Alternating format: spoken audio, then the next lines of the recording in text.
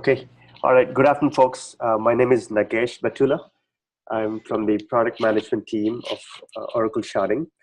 With me, we have quite a few folks from the development team.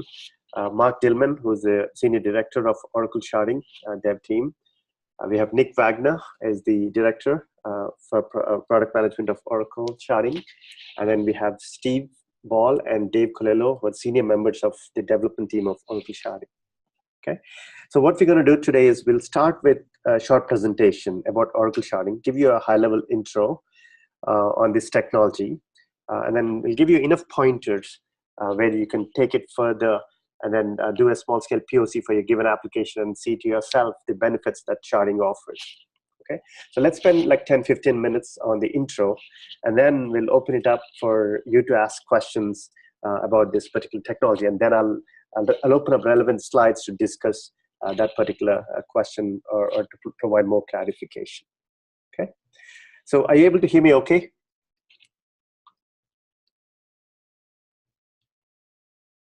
I can hear you fine, very clear. Perfect, very good. All right, so let's get started. All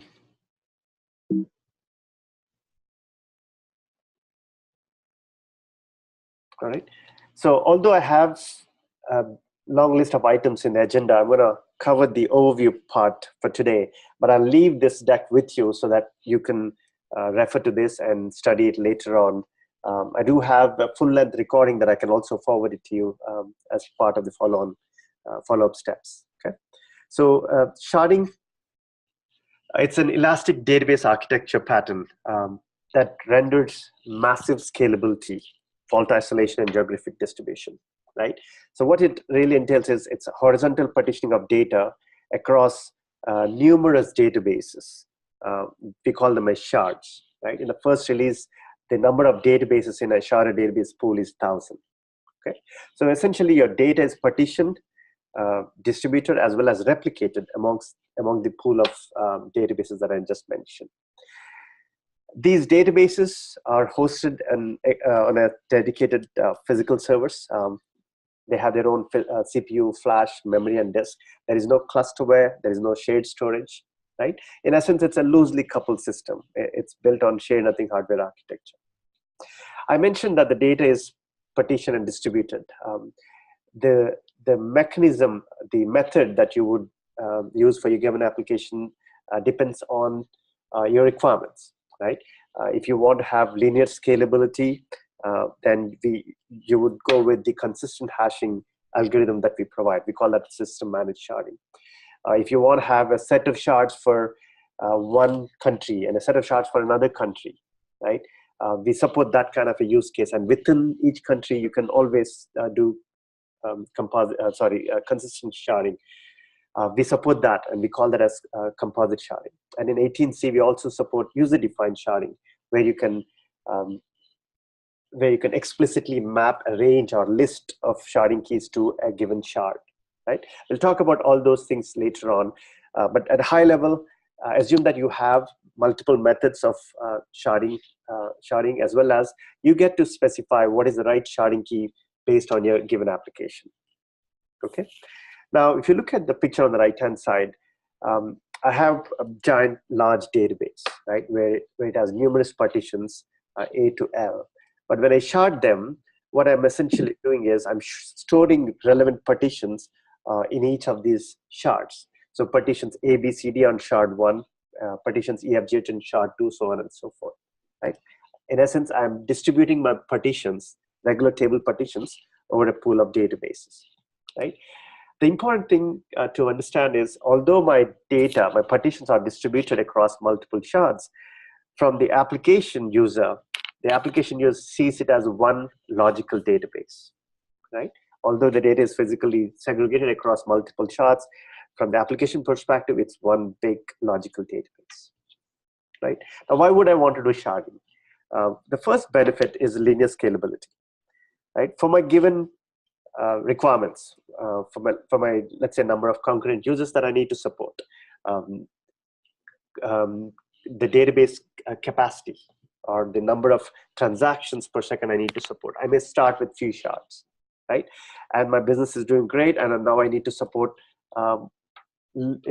larger number of users or larger database or more number of transactions per second, all I would do is add more shards to the existing pool, and we automatically rebalance the data for you, and you get linear scalability, right?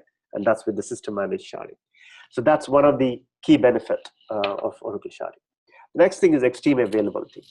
So because your data is distributed across multiple shards, if let's say one of the shards is undergoing a failover to its standby, right?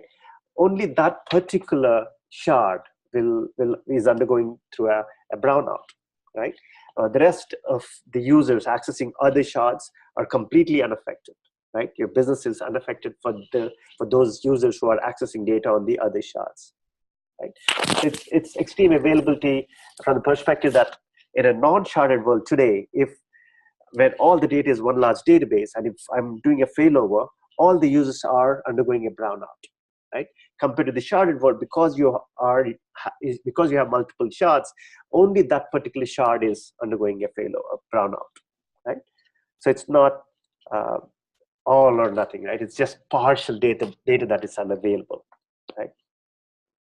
When I say unavailable, it's just that you're only failing over for only on that given shard. Right?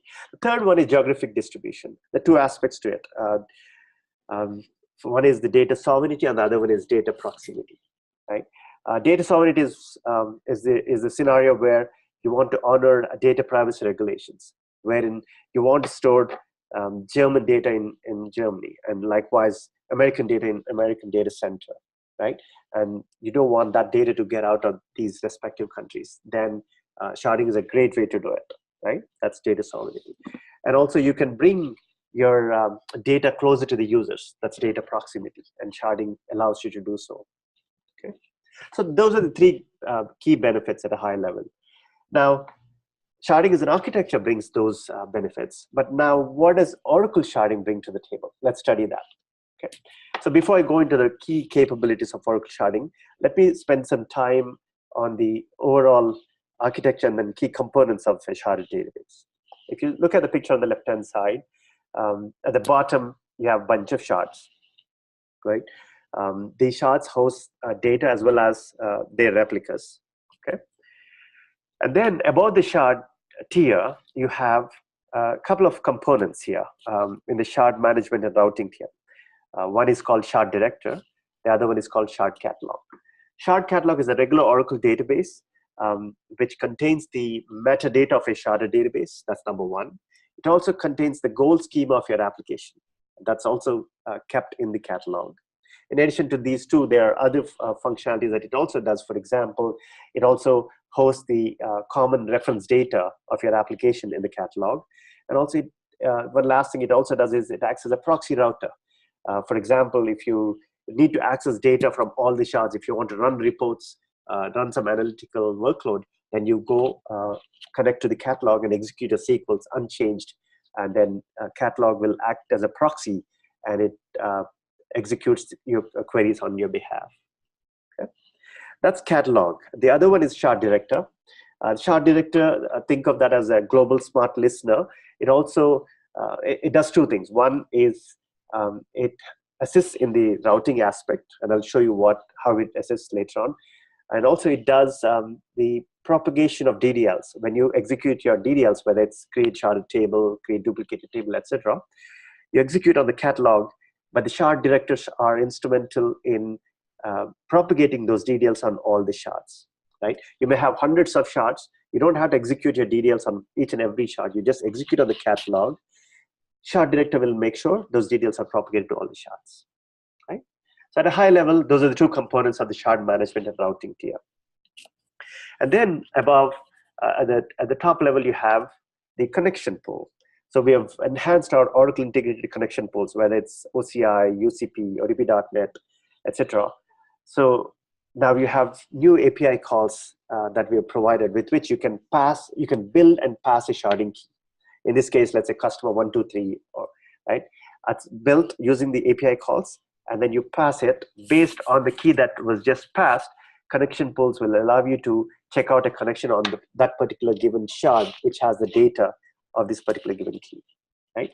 Once you're connected to a given shard, that's the scope of your transaction. You execute transactions on that particular shard and then all your data that you need for that particular key will be resident on that particular shard, and you execute it, finish your transaction, and you check in the connection. Right? So that's at high level the components. You have shards, which contain the data as well as the replica. You have the shard management and routing tier, the two components there, directory and the catalog, and then you have the connection pools at the top layer. Okay. Now let's look at the features. Right. The number one feature is the auto deployment. The creation of the databases, the shards, as well as the replicas, whether it's DataGuard based or it's Golden Gate, it's completely automated. You get to specify your topology using simple declarative declarative syntax, and then based on that, the system automatically creates the shards. And if you have chosen a DataGuard as your replication mechanism, it also builds the standby, enables the broker configuration, and starts the password failover observer. Likewise, if you say Golden Gate, we automatically build Golden Gate replication at the chunk level with the auto CDR, the auto config detection and resolution. That's completely automated. That's for the deployment. The next thing is the multiple sharding methods. In 12C, we supported two methods, consistent hash and composite. And in 18C, we also have user-defined sharding. As I mentioned before, consistent hashing is what you would use for massive linear scalability. Composite sharding is what you use if you want to have, for example, set of shards for gold class customers, set of shards for silver class customers. And within these sets, you want to have uniform data distribution. Then you would use composite. Likewise, you could also use user-defined sharding for range and list. The third key capability is centralized schema maintenance. We touched upon it a bit a few minutes ago. Like I said, you could have hundreds and thousands of shards. You would not have to go to each and every shard and execute your DDLs. You would only connect to the catalog and you execute your DDLs, and then the system automatically propagates those. The other interesting thing to observe here is sharding is built on native SQL. So if you've used partitioning before, the syntax on how you create sharded tables, it will be very straightforward to you. Right? And likewise, for tables that are not sharded, that for example, you have common reference data such as postal code or country code, etc., those tables will be duplicated on all the shards. Okay. The next one is direct routing and proxy routing. So you have deployed your database, you've created your schema, that's done. Now, how about routing? So I mentioned connection pools are instrumental in allowing it to check out a connection on a given shard based on the key, right? At runtime, you do direct routing. You go directly from the connection pool to the shard, completely bypassing the shard directors, right?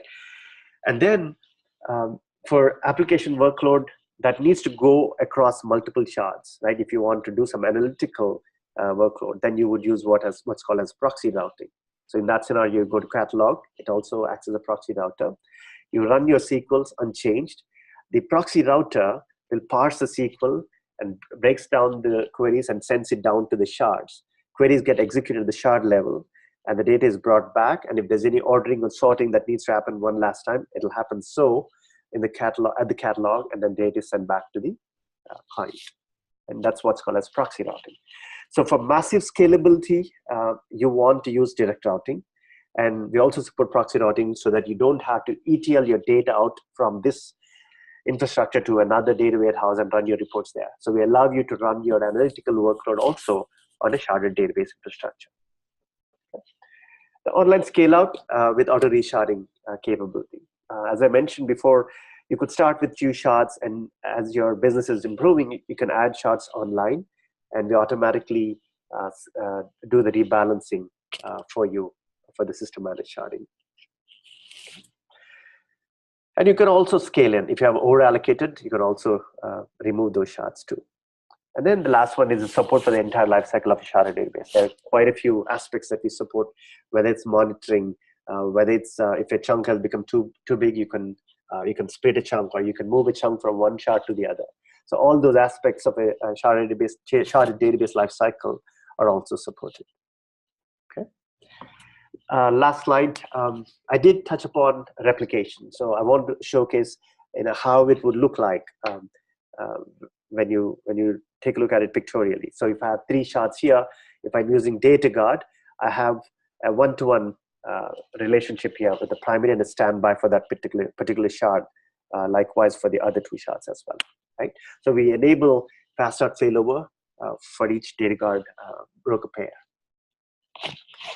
If you use Golden Gate, here is an example. I have 3 shards here. I'm showing a couple of chunks in each shard. Let's say your replication factor is 2. That means you have 2 copies of the chunk amongst these 3 shards. In this case, this particular chunk orange is there in shard 1 and shard 2. Likewise, the chunk red is there in shard 1 and shard 3. And so just as these 2 other chunks, you have the gray chunk that's resident on 2 and 3. So if you lose 1 shard, you have the copies of the chunks on the other 2 shards, and we route you to those copies, right? So in essence, you have a chunk level active-active replication for the Golden Gate configuration. And some customers also express interest to enable rack at the shard level, right? So at the shard level, in this example, I have a 2-node rack cluster that I have enabled here. It's purely optional, but that's something that some customers use it for overall availability at the shard level too, right? And we do support that. So I'll stop here, and then I'll open up for questions to see if there are any questions on what we talked about now, and even if you have any questions based on the information that you already read. Right. So I'll open up to the podium to see if there's any question. Yeah, Nagesh, is there a way you could explain what a chunk is? You had mentioned that replication is done by chunks, and the chunks can be moved around. Absolutely, absolutely. Certainly, we'll touch upon that. So, since you talked about chunk, let's touch upon one interesting topic, and then I'll go into the chunk one. Right. So, for a given application to be able to run against a sharded database, there's some certain data modeling and application considerations that ought to be looked at, right? In this example, I have a table family.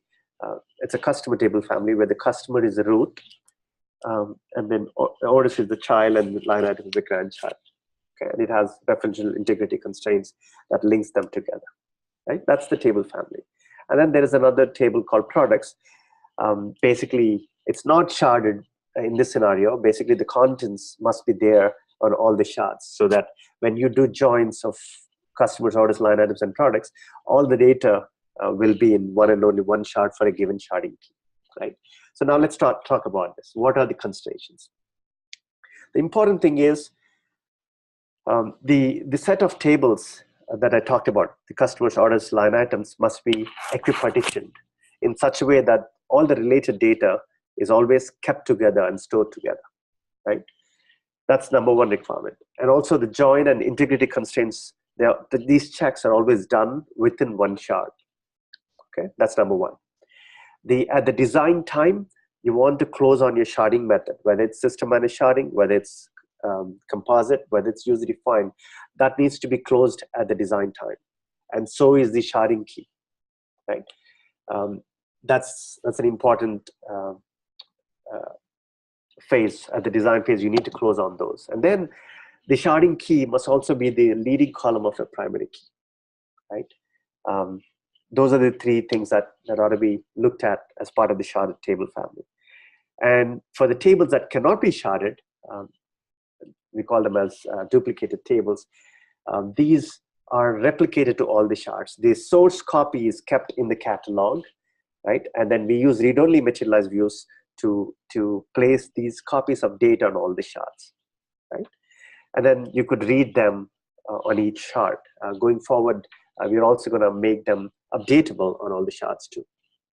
Okay, so now those are the data modeling considerations. Now what I'll do is I'll take the same example and I'll show you how the layout would be when you distribute your partitions, right? And then I'll touch upon the chunk. So I have a customers table, orders, line items. These are Oracle table partitions there, right? Of course, you'll have millions and billions of records, but I'm showing one record that's color coordinated. Okay. And then I also have the duplicated table called products. So when I shard them, I make sure that the partition, these relevant partitions are stored in one and only one shard. For example, in this case, Mary, her orders and line items are stored in shard 1. Likewise, John, his orders and line items are stored in shard 2. Likewise, Peter in shard 3, etc. I'm showing one example, but it could be millions and billions of records. Okay? So that when you join customers' orders and line items, right, all the data that you need to access Mary's information, her orders and line items, is obtained within one shard. Okay, and how about the products table? I mentioned that we stored the read-only materialized views on all the shards, right? So this duplicated table has the content on all the shards. So again, for your application transactions, if you're joining these three sharded tables plus the duplicated table, you're again doing within the scope of one shard for a given sharding key. Okay, so that's how we will be fast and scalable, because you will never be in a situation where for a given key, you need to access multiple shards, right? You don't want a distributed join, right? You're always going to do a local join. So now there is an important concept called chunk that we need to touch upon.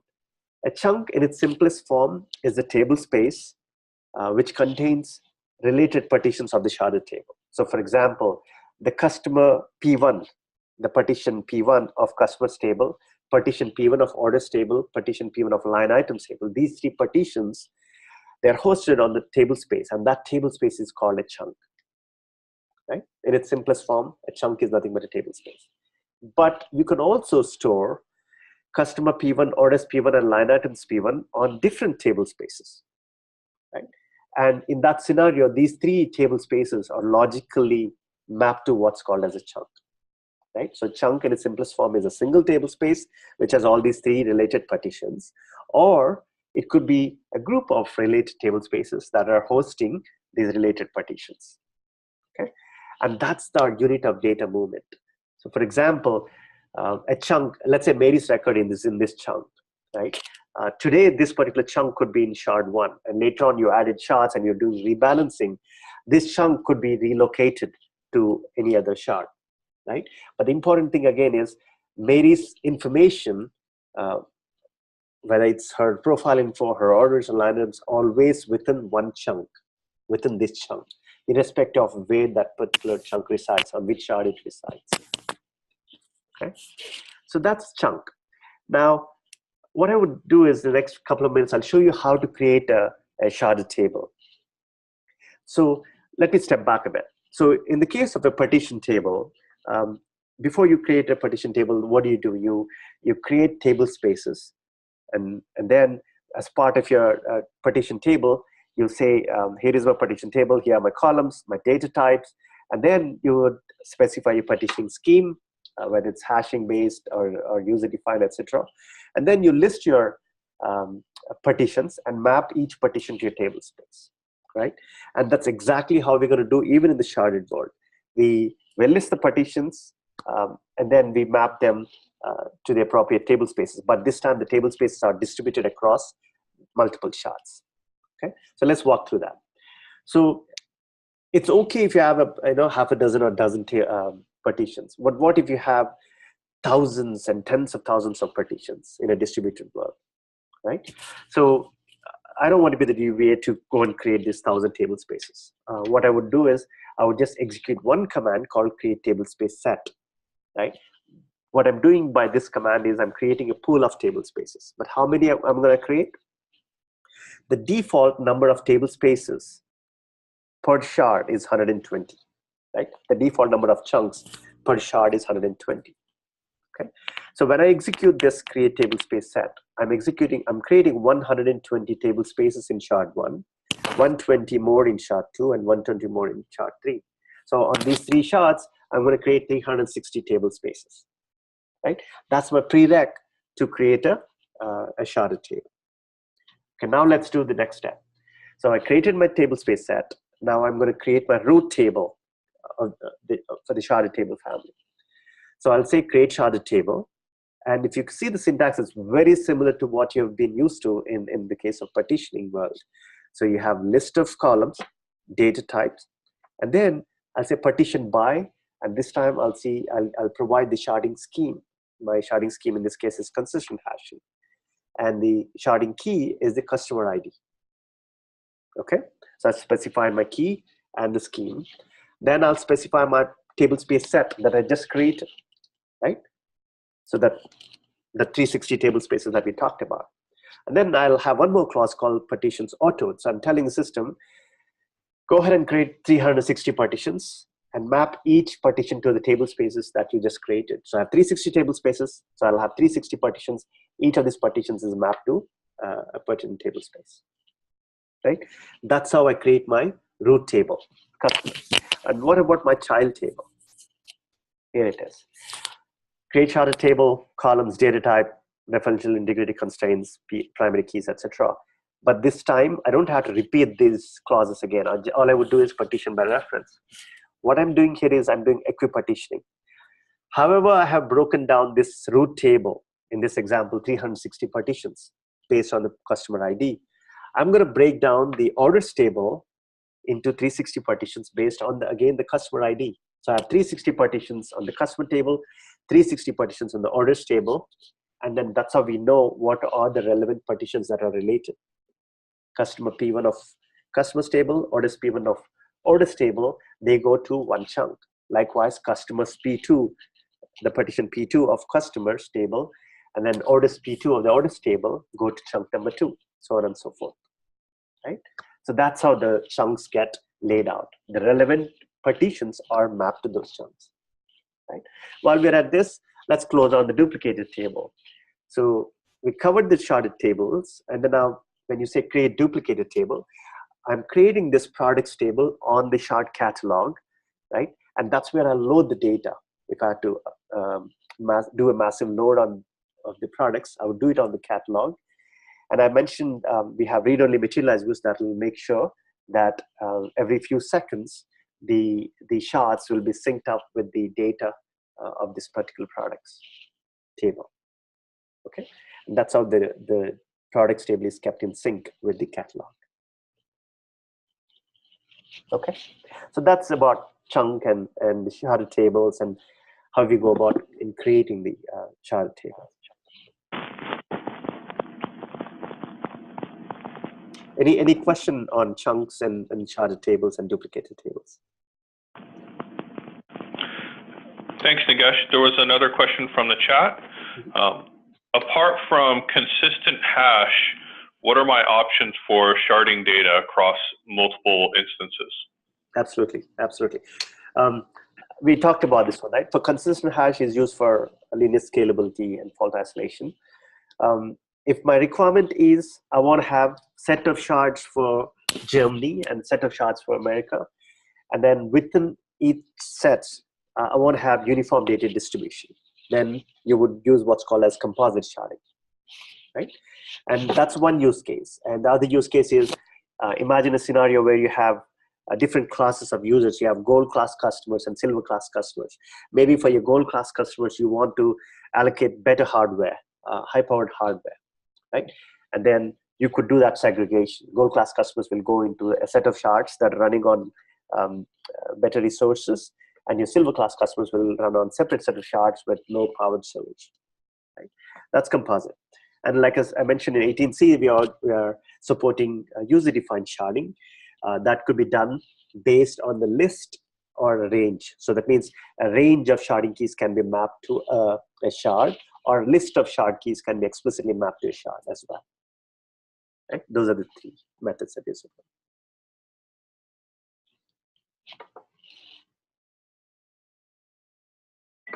Great, thank you. Next question from chat. How does the application know which shard contains the data? Do I need to program that into the application, or is there some way the Oracle knows that information? Absolutely, good question.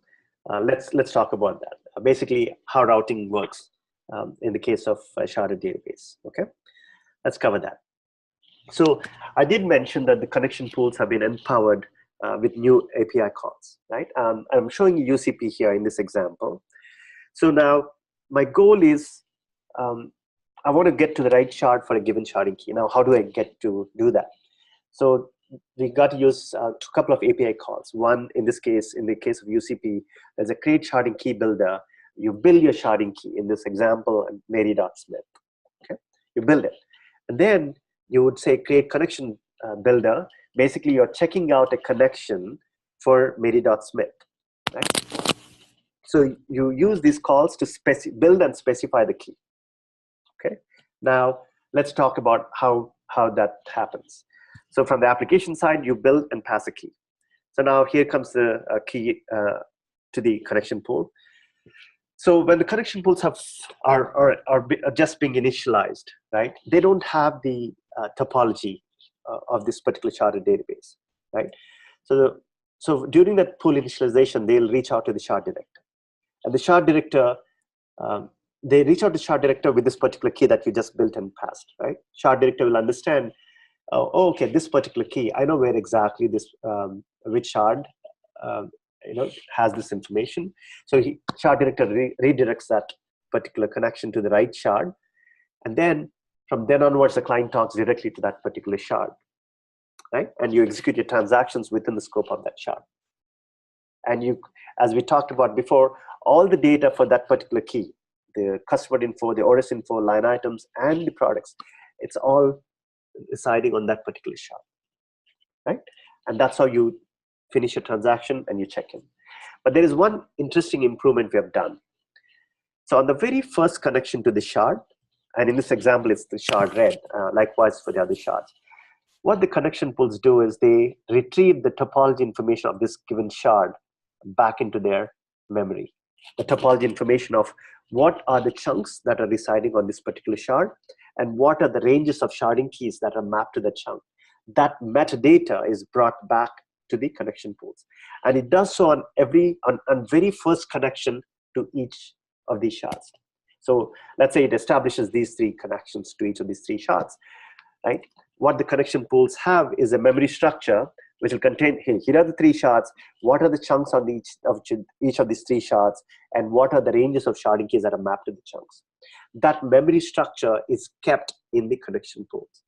The advantage being, going forward, if a connection request comes in, the connection pools have the metadata to allow you to check out a connection to the right shard based on the key that you just provided, completely bypassing the shard directors at runtime, right? So the shard directors are instrumental during the initialization, during the pool initialization, but once the pools are initialized, once the initial connections are established in all the shards, and once the memory structure is built in the connection pools are going directly to the shards, completely bypassing the shard director. You may wonder what happens if I add a shard, or what if I rebalance data, right? Now, how does the connection pools have the up-to-date topology? So when you add a shard or rebalance the data, the shard directors will publish fan notification, ONS fan notifications to the connection pools, so that the connection pools are told to update the topology map with the latest information, right? So that's how shard directors are instrumental during the pool initialization, right? As well as if there are any structural changes that are happening at the shard level. But otherwise, you're going directly from the connection pools to the shard, and that's how we are very fast and scalable. Okay, that's called direct routing.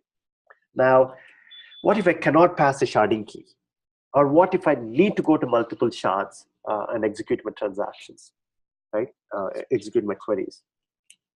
In this case, your connection, you establish a separate connection pool to the catalog, the shard catalog, and the coordinator in this scenario will parse the query, and basically it'll decompose the query and pushes the queries down to the shards.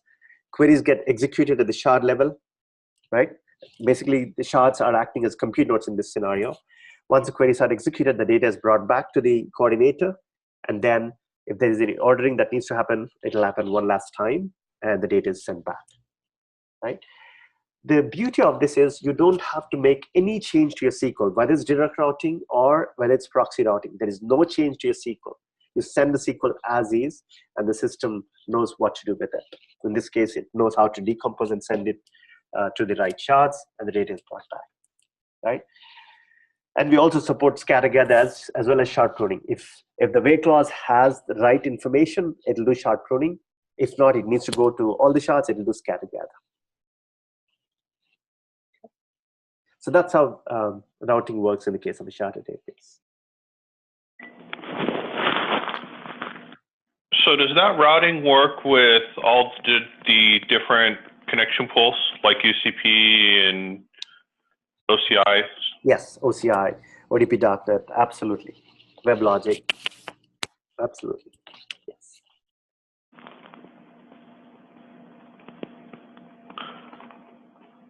Okay, next question from the chat is, what happens if a shard coordinator goes down or the shard catalog goes down once the sharding is up and running?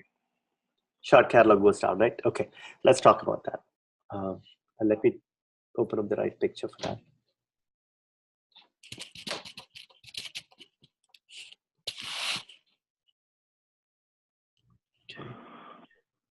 Okay, so can you see the slide that I'm showing? Yeah, and I think it may help to explain what the shard catalog does and when it would be used. Absolutely, absolutely. All right, so since this is the topic about the failure mode exception scenario, right? Let me spend a couple of seconds on the high availability architecture of a sharded database. If you see, there's no single point of failure in this. You have a bunch of shards, and you have data guard at the shard level, right? So you have protection there. Likewise, the catalog is also protected with active data guard standby, or data guard standby in its simplest form. Okay, and you have a pool of shard directors. The best practice is to have at least 3 shard directors in each of the data center, right? And you have connection pools running on both data centers.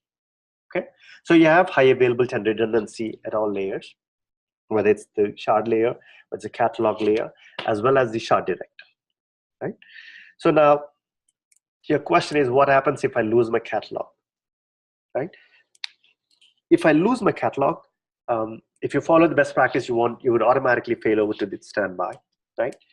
But during that failover time, there is zero impact to your direct routing. As you've seen before, for direct routing, you're going directly from the connection pools to the shards. Once the pools are initialized, I can shoot the catalog down. I can shoot the shard directors down. My connection pools have zero impact in terms of accessing data, right? So what would be affected? If my catalog is down, my proxy routing workload. Remember that reporting workload that I talked about that happens via the proxy router, that will be unavailable, right? In addition to that, if there are any structural changes that need to happen, those will be affected. Okay, so those are the things that can take a hit if your catalog is down. One is the proxy routing, and the other one is if you're making these structural changes.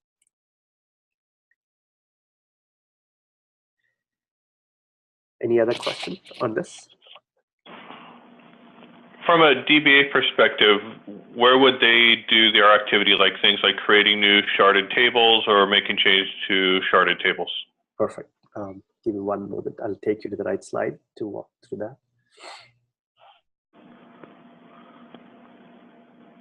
Okay. So from DBA perspective, here it is. So the database is, the sharded database is created, right? That's a prereq to this. Now I need to create an application schema. So as a DBA, I would connect to the catalog and execute alter session enable shard DDL. That means I'm telling the system, whatever DDL that I'm going to execute in my session now, capture those DDLs in the dictionary, internal dictionary, and then make sure that these DDLs are propagated to all the shards, right? So I execute my create table space set. We just saw that. Create user, create sharded table, create duplicated table.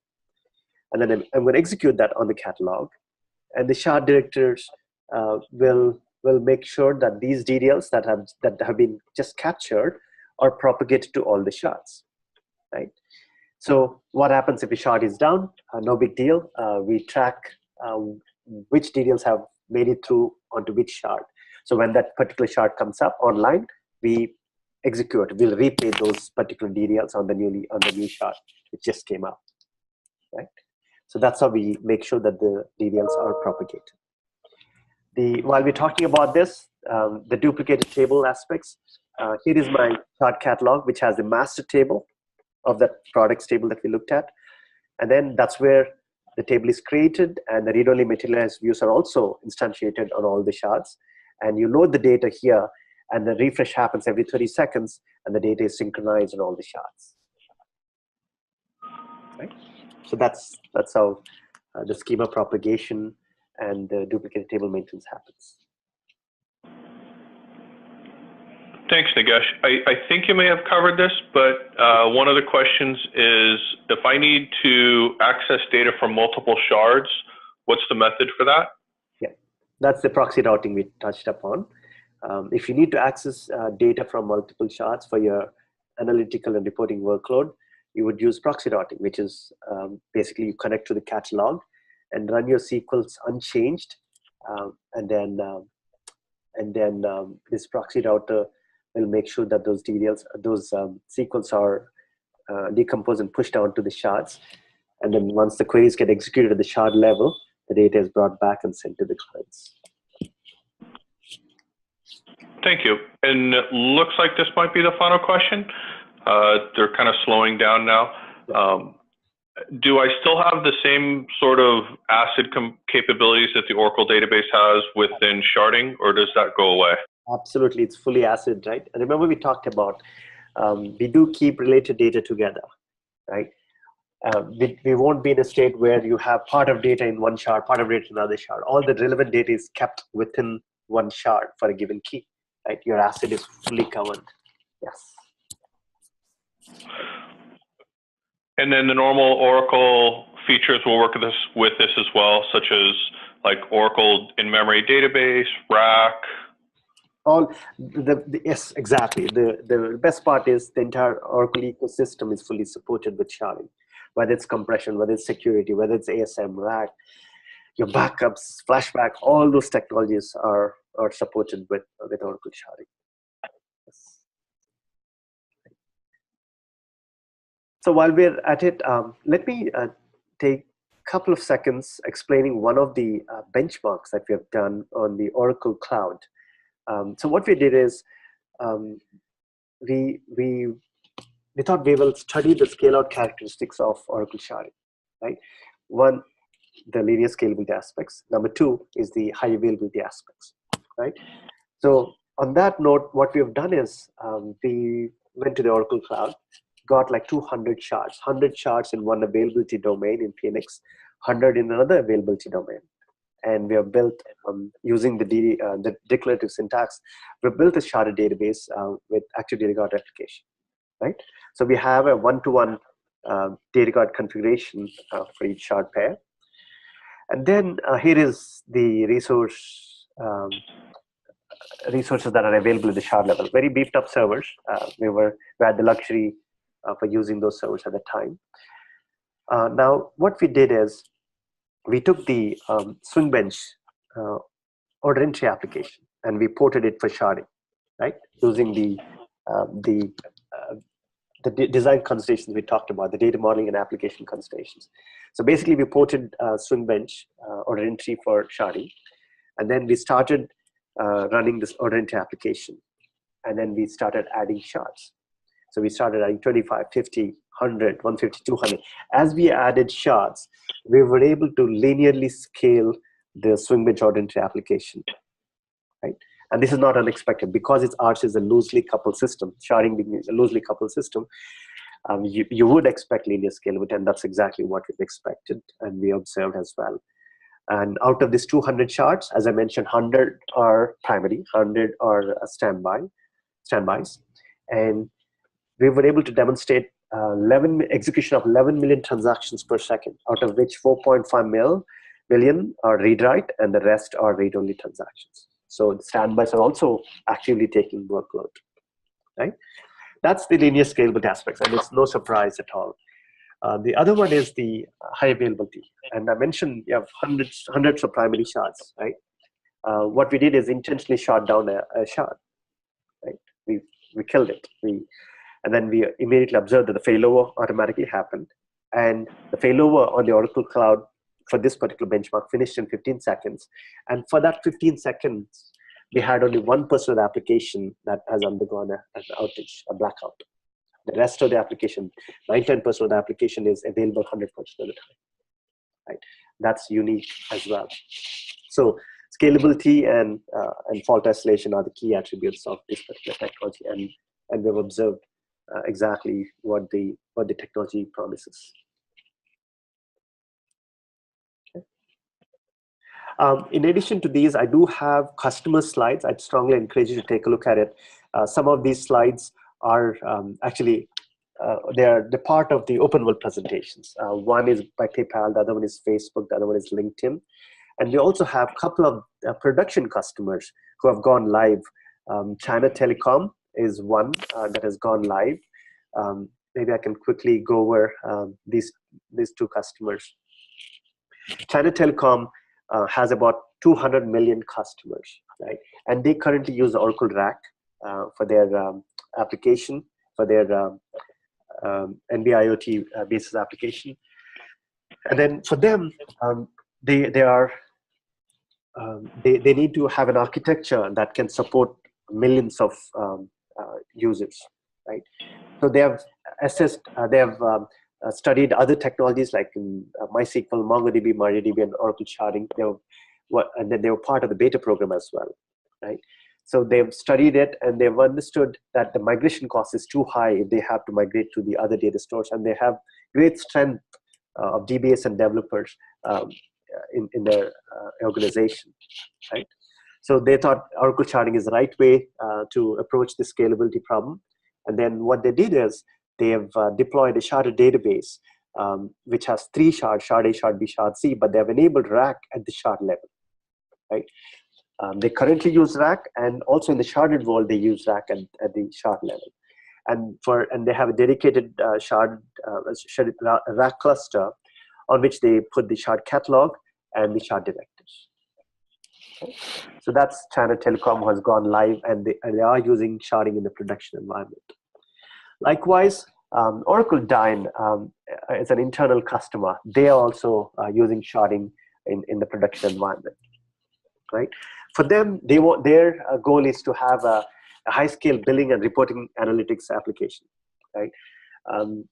They have very strict SLAs for their queries as well as data loads. And if you look at the data ingestion, they have, for the 90-day retention, they have about 2 trillion rows. That's about 150 terabytes for the 90-day retention, right? And they were looking for a technology that can support these SLAs, the stringent SLAs, as well as the data loads. They have evaluated Amazon Redshift, Elastic MapReduce, Druid, Cassandra. They even tried Oracle Cloud Single Database. And then finally, when they reached out to us, they were able to do a small-scale POC, understand, yes, they can support the query response times that they needed, and also the data ingestion with the sharded world, right? So one interesting slide that they showed is for the data loading from S3 to Redshift, it takes about 3 to 4 minutes, and the same exact load from Oracle Object Storage to the shards takes less than a minute, right? They showed the comparison in this open world presentation as well. Here is their architecture. Again, they are live on Oracle Cloud Infrastructure, the bare metal cloud. They have 5 shards in availability domain 1, 5 standby shards in availability domain 2, and they do have data guard replication they're using, right? And then the plan is to take other applications in their realm, in their domain, and then see that they could migrate those applications to the sharded world as well.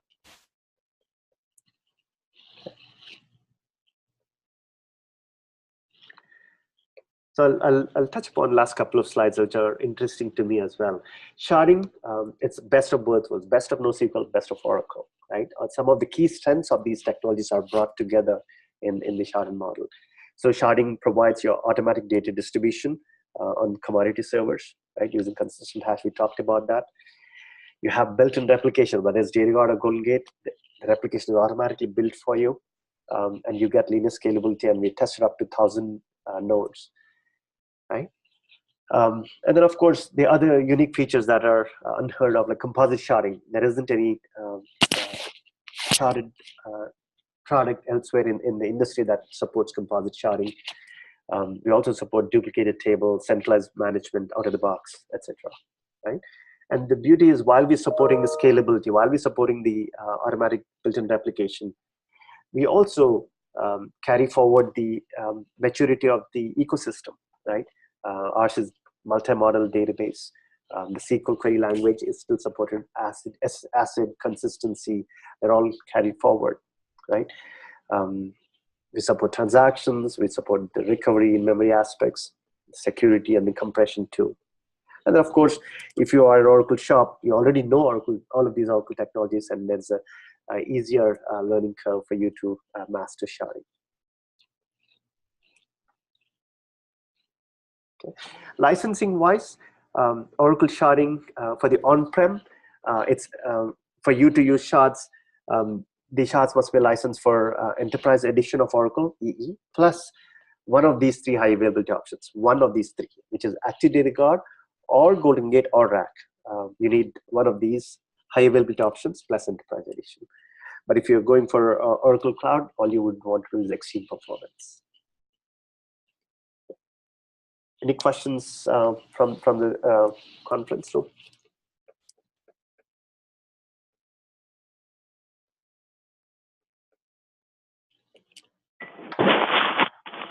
Are there any tutorials for sharding or anywhere that they can go to learn more about it? Absolutely, absolutely.